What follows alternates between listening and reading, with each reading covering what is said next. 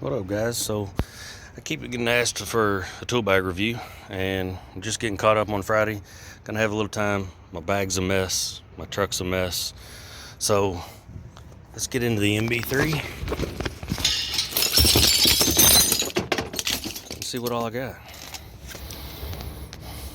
So here's what I carry in my bag. My bag has gotten a little over full just the last few months of running service. I didn't dump my field piece out. I have noticed the front pocket of this is a little bit small for the meter. That's the 680. It fits, but when you get stuff in the front pouch, it doesn't slide all the way down and it's tight. And I actually lost one of my meter leads broke right here, I think, from sliding it in. So I think I'm gonna move some things and start keeping my meter inside. And we're gonna dwindle some of these tools. I don't typically carry all of my Allen keys. I typically just carry my T-handles. A set of crescent wrenches will stay. Obviously you need a brush and wire ties. You can never have enough wire ties. Some of the small screwdrivers will go as well. I got too many screwdrivers. Fin combs, small screwdrivers. This is my old broken screwdriver that I use as a pry bar. But like, that's a small flathead. We can put that in another tool bag. My everyday carry, if I'm grabbing something out of my tool bag, is the Klein with the different fittings that go inside there. This thing is amazing. Between that and my needle nose, that's where it's at. So we're gonna get rid of some of these. We'll keep the halfway insulated flathead and Phillips. We're gonna get rid of the other Phillips. Got to keep that. We're gonna get rid of the small cutters. I don't think I've ever used those. I typically strip my wires with this, and if I'm doing crimp fittings, I'm using those. So big pliers, these are good for just snipping wire ties, and then you got to have a little stubby. I think that can go in another tool bag too. So that's the basics. Nylog, and put that shit on everything, and a temp gauge. And then I always keep a little piece of split 1/4 inch tubing. Secure wires, keep them from rubbing, cap tubes, all that good stuff. So I'm gonna start building this back. I keep on the side of my bag just some jumpers. This side, we've got some just different bits. I like this key thing. I bought it off Amazon for, I don't know, $10 or something. Electric tape and door stops. These are amazing door stops. We'll talk more about those later. So let's start with my side pockets. My Klein tools go with my side pockets because I always use these Klein tools. Right there, we'll throw my multi-Klein tool back in another little side pocket. Same way with the Phillips over here, and the extra little bit smaller tip just to get in some of those tight places. We're gonna put the meter inside now and see what I can fit around it without damaging my meter, because we don't want to do that. So channel locks are now gonna go in the front pocket. Now in the front pocket is typically where I keep my little stubby and my Nylog. So that stuff's gonna go back in there, as well as just a little control screwdriver. This thing is handy for thermostats. And we'll put that in there.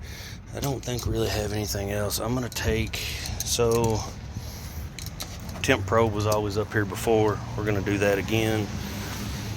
Brushes will go in the middle, and we're gonna load some of this stuff in the pockets with my meter.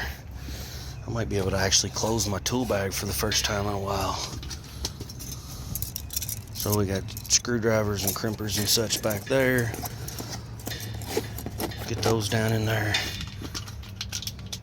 Same way with just a little wire brush that's beat up.